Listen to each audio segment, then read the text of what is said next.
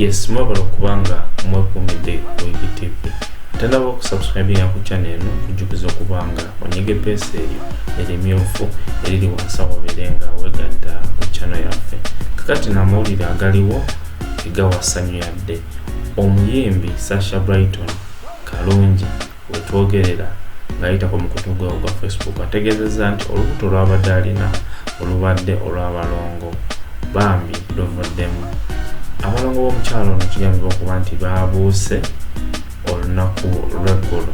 Sacha Brighton abatamumanyi mukyala muyimbi era nga ayimbye ennyimba eziwerako era nga ono essaawa zino ye mukyala w'omugagga amanyiddwa nga Albert Shonga.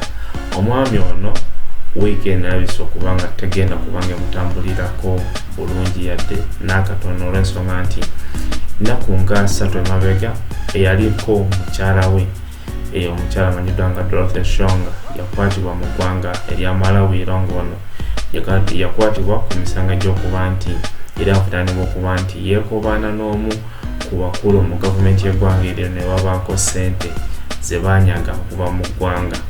Kakati nno negana amawulire we gagwiriddewo era nga omukyala gw'abadde yazza mu bigere by'oli Sacha Brighton avuddemu olubuto lw'abalongo.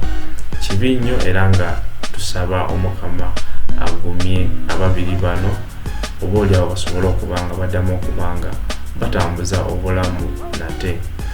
Byebyo nno ebya Sacha Brighton era nga tujja kuba tukutuusaako byonna ebinaaba bidiridde ku mboozi eno. Sigadde nze wiiki era nga nkwebaza okuba nga weekomera ku channel yaffe eno okuba nti tukutuusaako ebyo ebigenda maaso mu ggwanga. Weekuumirewo era nga gwatandaba okusubscribe nga nyongera okujjukiza nti nyige pesa eryo erimyufu lyolaba wansi awo obeere nga weegatta ku channel yaffe. Mubeere bulungi, mweraba.